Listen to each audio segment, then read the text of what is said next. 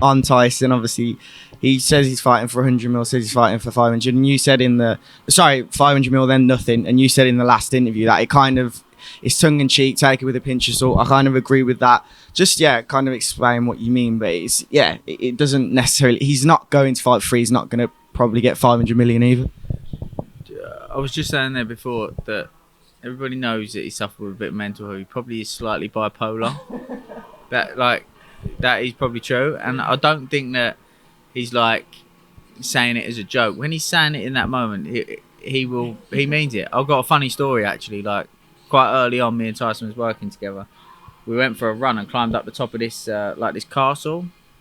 We stood over there and he was talking about throwing his phone off the edge, and I thought, saying it tongue in cheek, he's joking now. Go on then, wallop through his phone straight over the edge of the castle. I was like, what are you doing?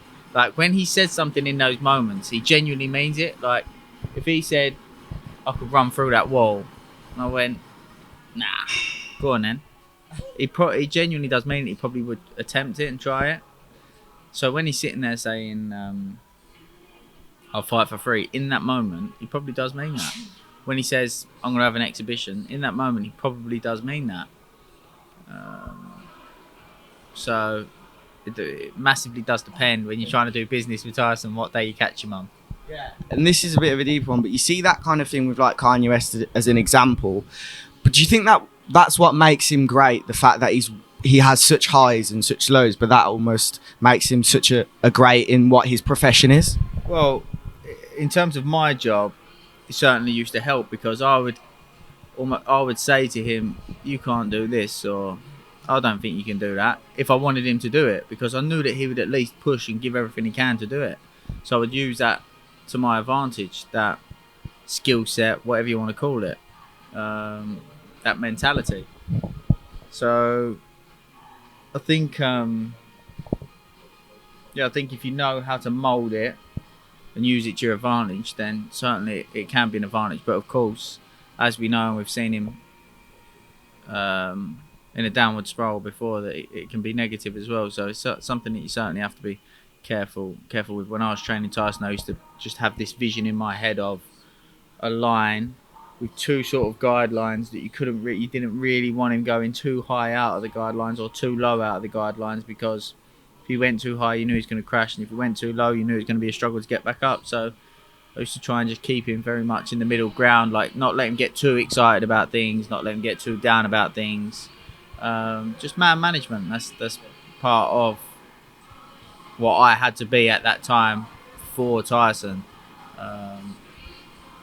considering where he was in his life at that moment in time. And with that being said, do you feel like that's similar kind of personality trait when he says, I'm retiring after this fight? Obviously, he's stuck to that, I'm going to retire, but still now he's saying he's going to fight again. Do you feel like that's the same kind of trait coming out of, I'm never going to fight after this, now I'm going to fight Thor, now I'm going to fight 500? Do you think it's all kind of similar? No, I don't. I think that when you've done a long training camp, like Tyson is coming towards the end of his career, not in terms of his capabilities. So I think very much he's in the peak of his career. I think his love for the sport, maybe, he's missed a hell of a lot, as all athletes do. Missed a hell of a lot of his family growing up. Missed out on being a dad, being a brother, doing normal person things that everyday people get to do.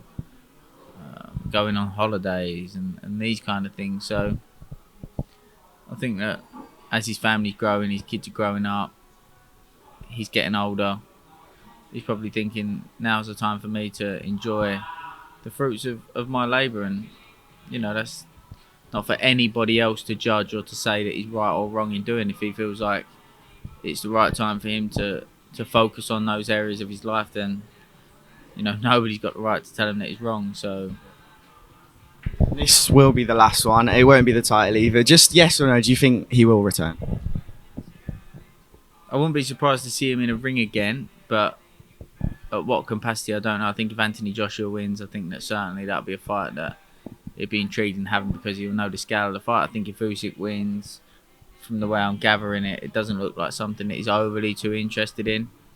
But I can also see him doing an exhibition or something like that, something that he could probably train for a while being at home, and you know, it's not the same level of intensity, or doesn't take as much out of you. You know, each time you step into a professional ring, even if the fight looks easy, the training camp takes something out of you every single time. And we've seen so many fighters, you know, that's shown once they've finished boxing how much the sport has taken out of them. So the position it is in, he's leaving with all of his faculties intact. He's leaving with plenty of money in the bank, all the success in the world. So yeah, I can see him doing some exhibitions if he wants something to do.